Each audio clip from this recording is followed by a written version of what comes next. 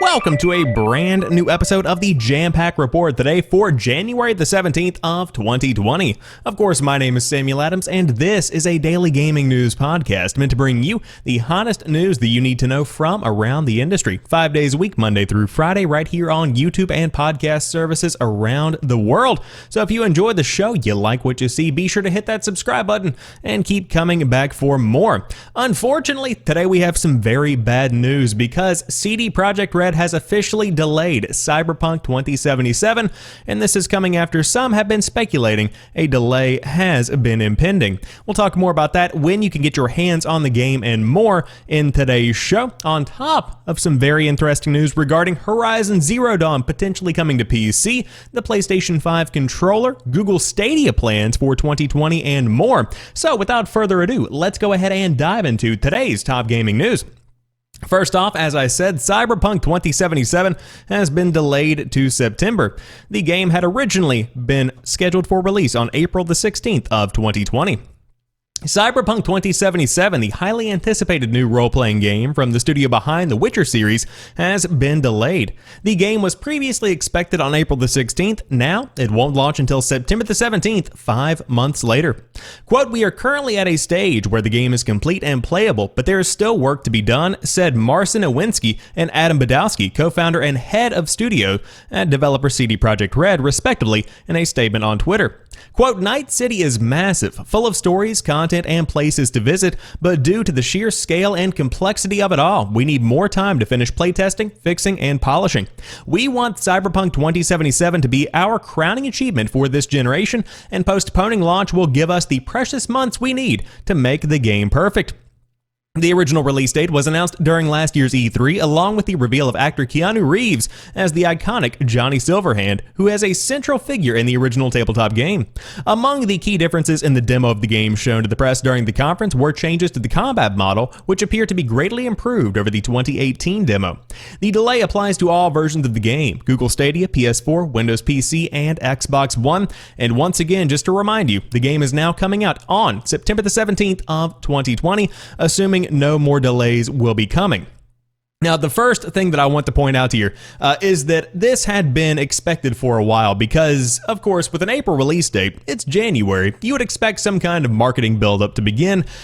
There was nothing. It was pretty much radio silence, which was worrying some people, and as we crept further and further into January, many began to speculate this game might get delayed. Lo and behold, here we are.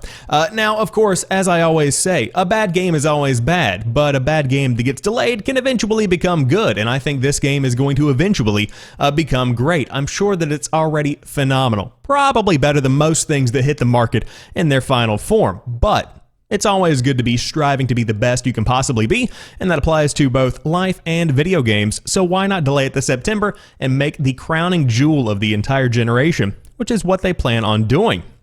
Now, unfortunately, this is a longer time to wait, but it will eventually create a better product, which is leading many people to be completely and totally understanding with the announcement. I have not seen too many people that have been in any kind of way distraught about the fact that Cyberpunk 2077 has been delayed, because make no mistake, there is plenty of other content coming out in April for us to play. So there really is nothing to worry about, and that just pushes it out, so it gives us more time to focus on stuff like Final Fantasy VII's remake, which had just been delayed, now sitting alongside Cyberpunk 2077, but no longer. Now Cyberpunk is just in the beefy month of September, right before October, which is the hypothetical release month for the PlayStation 5. So man, 2020 is just a huge year for gaming in general, but now we know Cyberpunk 2077 not quite as close as we had once hoped that it would be.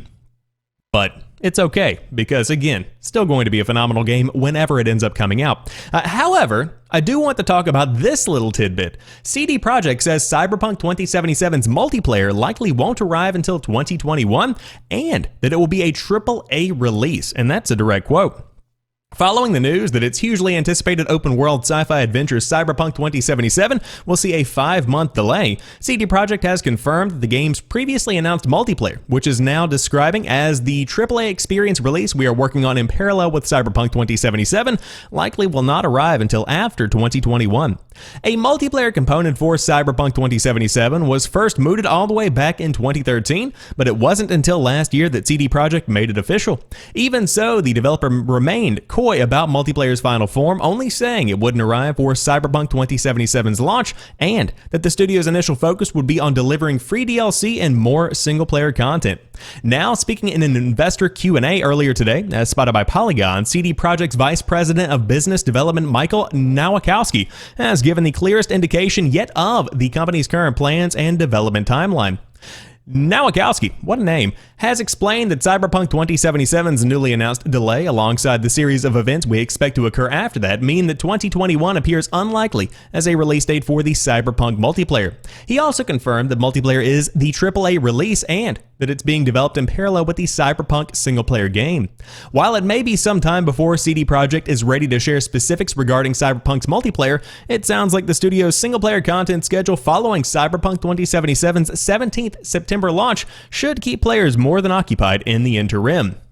This, I think, is going to be a pretty impressive title when it comes out.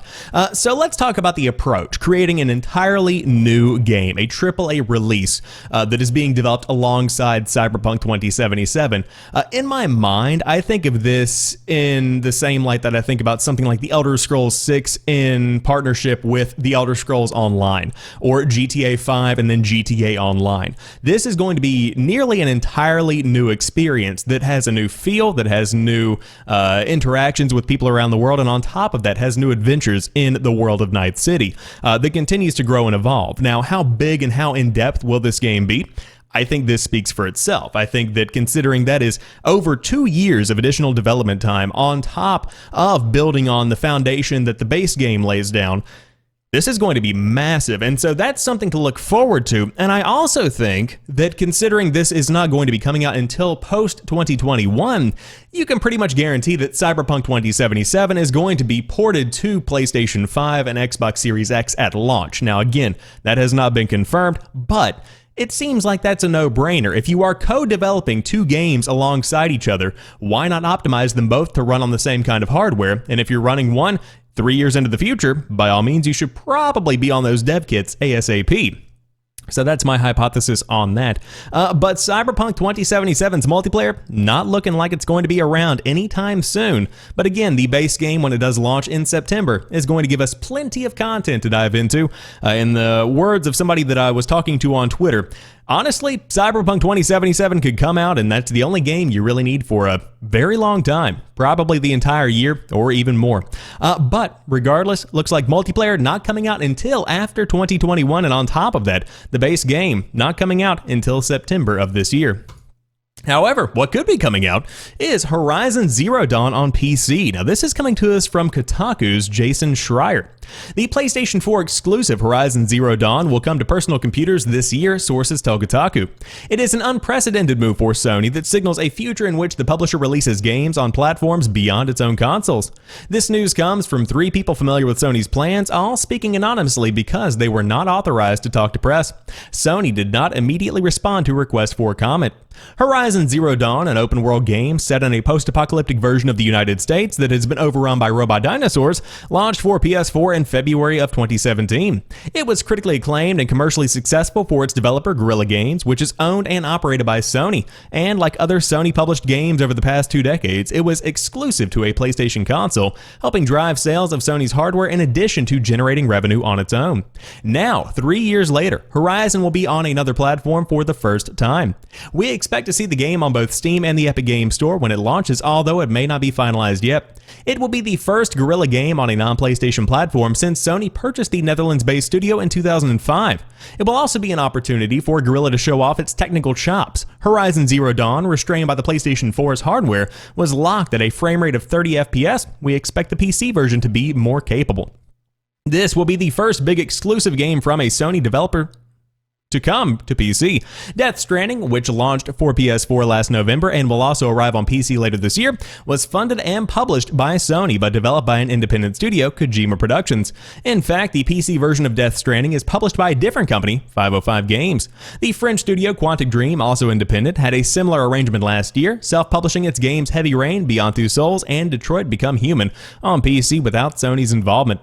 One other thing Death Stranding and Horizon Zero Dawn share is technology. Both games run on Guerrilla's Decima engine, a robust suite of tools and software for making open-world video games. Guerrilla and Kojima Productions have worked closely together in recent years. For most publishers, the release of a game on PC would be no big deal. Most video game companies try to put their software on as many platforms as possible, but for Sony, this is a remarkable move. Since the launch of the PlayStation 1 in 1994, just about every game funded and developed by Sony has been exclusive to a PlayStation platform. Sony's PC-focused, massively multiplayer online games, including EverQuest, are the main exception. Sony's strategy has always been to drive hardware sales with software and vice versa. One would expect them to take the same approach with future games on the PlayStation 5, which will launch this fall. But as analyst Matt Piscatella has smartly pointed out, the future of video games lies in ecosystems, not platforms. Sony's biggest competitor, Microsoft, has been more upfront about its platform-agnostic strategy, with Xbox boss Phil Spencer talking frequently about wanting to get their games in as many hands as possible. For the past couple of years, Microsoft has released all of its Xbox games on PC as well, but will Sony follow suit with its own slate of PlayStation exclusives? This upcoming PC port of Horizon may be a telling sign. Ooh, this is exciting. Okay, so first and foremost, Horizon Zero Dawn, gorgeous game that really does push the limits of what a PlayStation 4 is capable of. Also, the article says that the game is locked at 30 FPS. I'm pretty sure the PS4 Pro added an enhanced mode that bumped that up just a bit to 60, if I remember correctly, at 1080p. Now, the big point here is that Sony may be finally coming out of this closed off isolation and instead of keeping everything on a PlayStation platform, moving specific games, potentially all exclusives if this goes as well as I think that it could, to PC, in addition to releasing exclusively on consoles via the PlayStation system. Now, this is a massive deal for a couple of reasons. Number one, because Xbox has been dominating the PC/console space for a while now, at least the synergy between the two.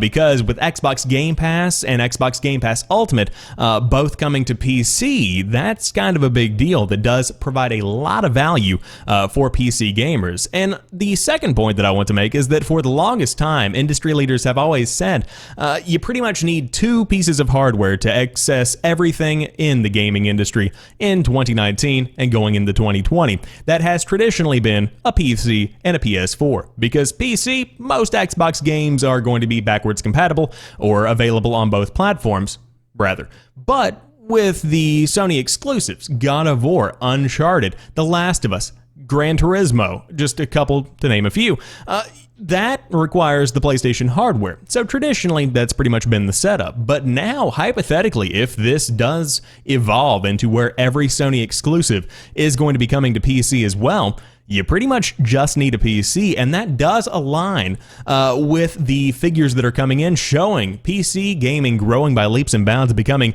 a much more profitable kind of thing than it was just a few short years ago. But regardless, I would love to see Horizon Zero Dawn maxed out with the beefiest possible textures and the highest frame rates, because man, what a gorgeous world with so much to do, so much to explore, and such creativity. Very excited to see the future of Guerrilla Games. But hey, can we get a Killzone? Just saying. But if there is a Killzone 5, or even if you just want to play games on PC with a DualShock, the PS5 Controller could be your go-to. It's apparently called the DualShock 5 and is compatible with PS4. This is coming to us from PlayStationLifestyle.net, but they are reporting on a Wired interview. Sometimes PlayStation 5 information comes from unexpected places. First, details about the new console were unveiled in a surprise Wired interview, and now more information about the PS5 controller has been found via a page on PlayStation France that compares the models of PS4 systems.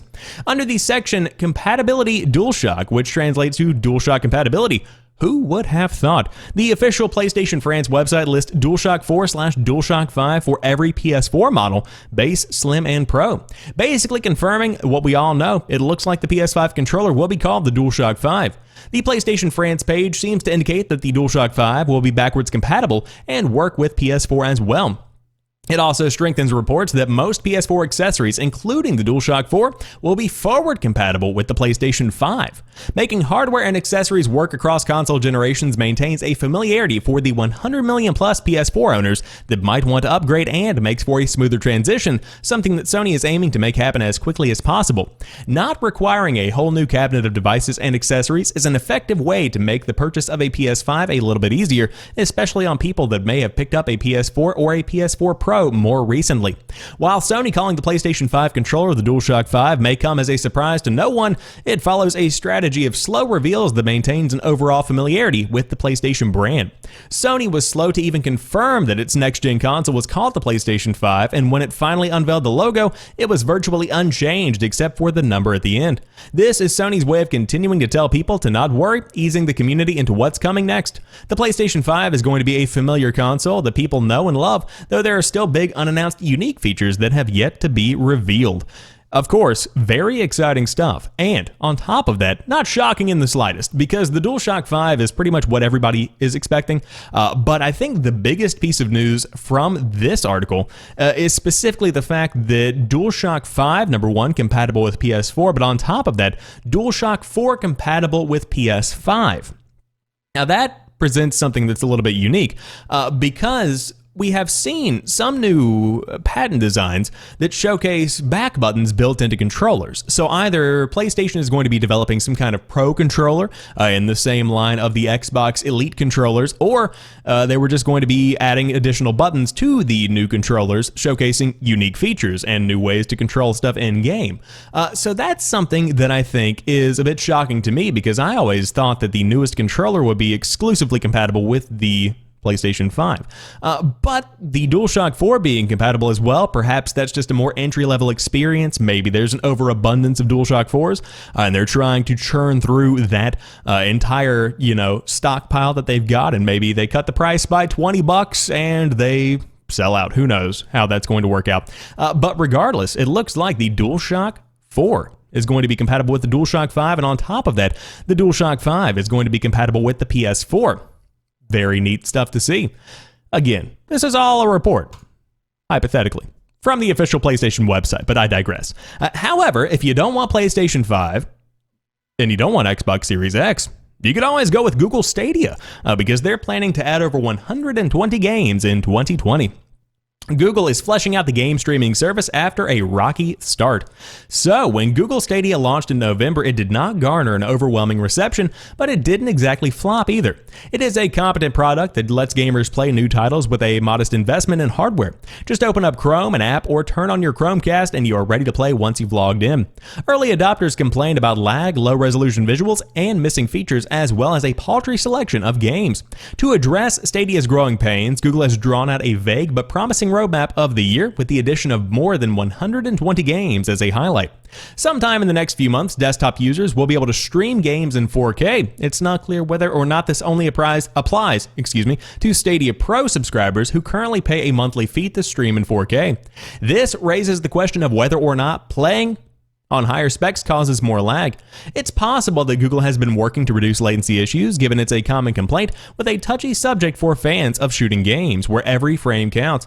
Within the same time frame, users who purchased the Stadia controller will finally be able to use its wireless connection when playing through the desktop version of Chrome. Currently, the gamepad does not work without its USB-C cable on desktop, which is strange, but probably not a deal breaker for most. On the mobile front, Stadia will be rolling out support for more Android phones. Since launch, the only Android phones capable of running the app are Google's own Pixel phones. There are plenty of other Android devices out there, so opening up the platform to phones like the Samsung Galaxy lineup could be a way for Google to boost adoption. In terms of games, Google says that about 10 new timed exclusives will be out by mid-year, and that the company will announce February's games for Stadia Pro, the platform's subscription that provides a few free games per month, and per year, and high-spec streaming later this month. Given the lukewarm reception of Stadia, just about any updates, especially performance upgrades, would likely help Google make the platform more enticing to gamers. It is an ambitious project, so much so that one could argue that the technology infrastructure that Stadia requires just is not there yet, but for those who don't want to drop hundreds of dollars on a gaming PC or console, Stadia could soon become a good enough alternative. And I think that final statement there really drives home what Stadia is still sitting to become, and still pretty much en route to become, and it is a good enough alternative. Because as somebody who spends a lot of time away from home, not necessarily for work, but just going to the gym and stuff like that, killing time at lunch, it would be nice to be able to have high quality gaming experiences on the go. But personally, I'm waiting on Projekt xCloud to be opened up to iPhones, and to be able to stream my Xbox catalog over the internet, be able to tap into Xbox Game Pass. That would be a very, very cool idea. And I think the problems with Google Stadia go deeper than just the tech and the streaming capability, because the pricing model seems very off. If you made it into a subscription service that gave you access to over 120 games by the end of 2020 with more to come, that would be something that more people would get on board with, because subscription services have become pretty much the expectation when it comes to entertainment in the new year. But I digress. It looks like things are beginning to get ironed out over there, but hopefully more info will be coming about increased stability on top of that. What games are we going to be seeing? Are these old legacy games? Because those are getting harder and harder to really, generate excitement within the gaming community.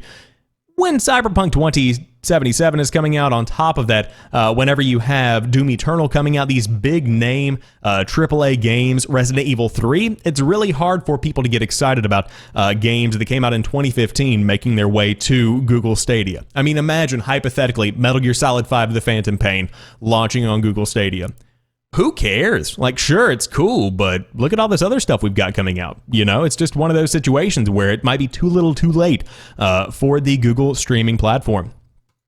However, let's dive into this Smash Ultimate DLC news, shall we? Of course, yesterday there was a big Nintendo Smash Direct, and they gave us about 35 minutes, 45 minutes or so of footage. Now, I will say right off the bat, I don't care in the slightest. Didn't watch the show. I just heard the news, and we talked about it a little bit yesterday at work, so I know a little bit about what's going on, but we're diving into the news right now.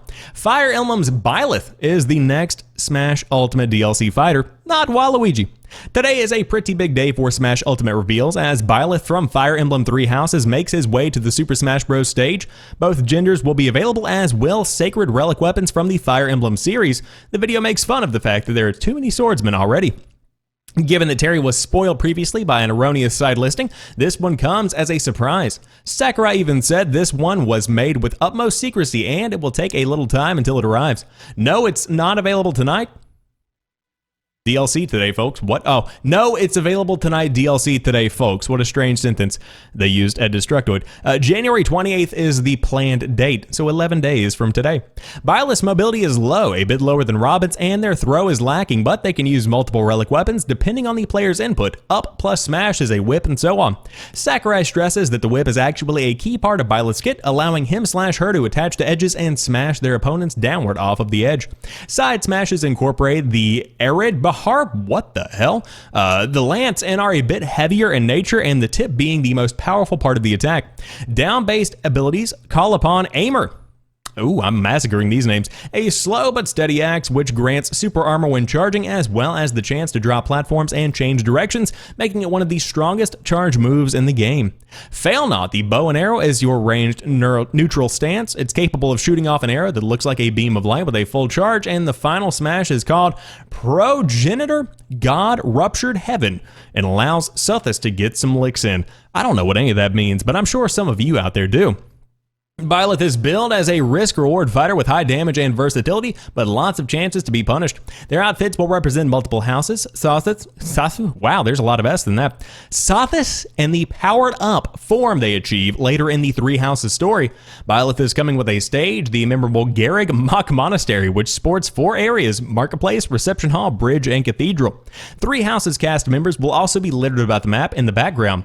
11 songs are being added, as well as a spirit board and a heroic legacy classic mode with a twist at the end.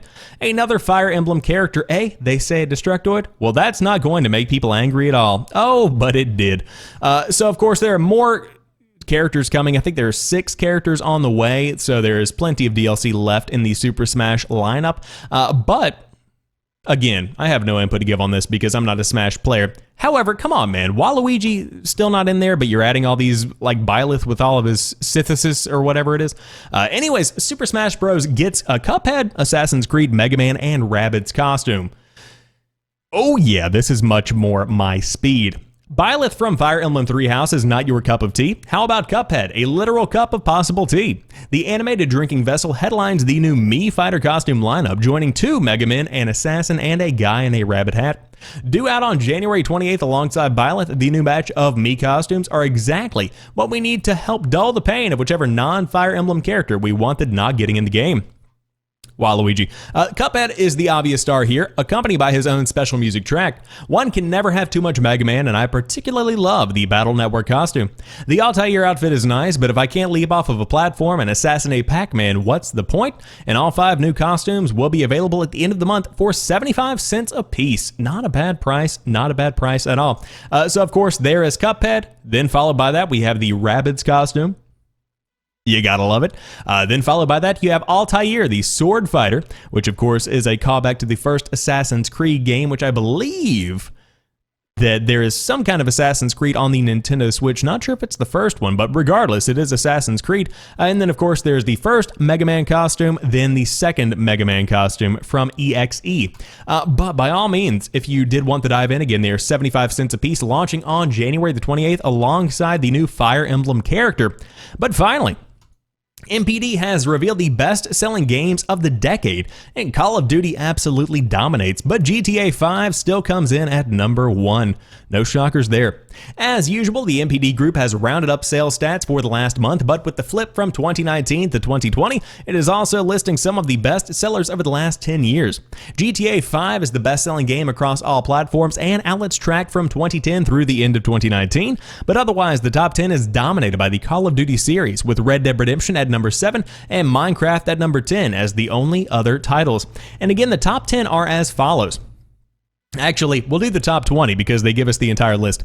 Grand Theft Auto 5 comes in at number 1. My personal favorite Call of Duty, Black Ops, comes in at number 2, followed by Black Ops 2, Modern Warfare 3, Black Ops 3, then Call of Duty Ghost at number 6, Red Dead Redemption 2 at number 7, Call of Duty World War 2 at 8, followed by Black Ops 4, Minecraft, and Call of Duty Advanced Warfare, as well as Call of Duty Modern Warfare 2019 coming in at numbers 11 and 12. Then Skyrim, Mario Kart 8, and the list goes on from there. There are plenty to dive into, but I think probably the most shocking figure here is that the original Destiny is lower on the list than Battlefield 1.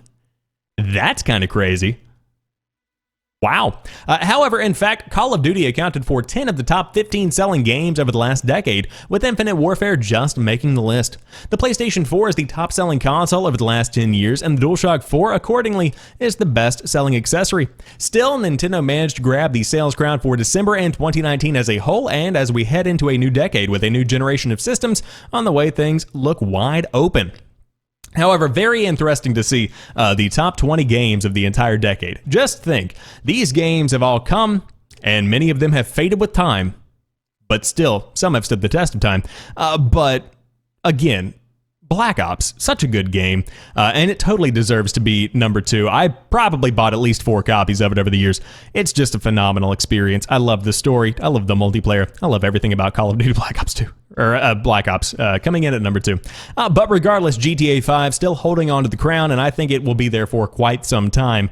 And I would say it's probably going to be very difficult for that game to ever lose the title as probably one of the best selling games of all time. But that's a topic for another day. And of course, as the new generation is coming, there is always potential for some brand new games to take the cake and to take the crown as well. But that rounds out today's episode of the Jampack Report. Of course, we have an entire week's worth of content for you to enjoy, so go back, check out the episodes you might have missed over the weekend, and of course, I'll be back on Monday with a brand new episode of the show. But until then, you guys have a fantastic rest of your weekend. I'll talk to you soon, and peace.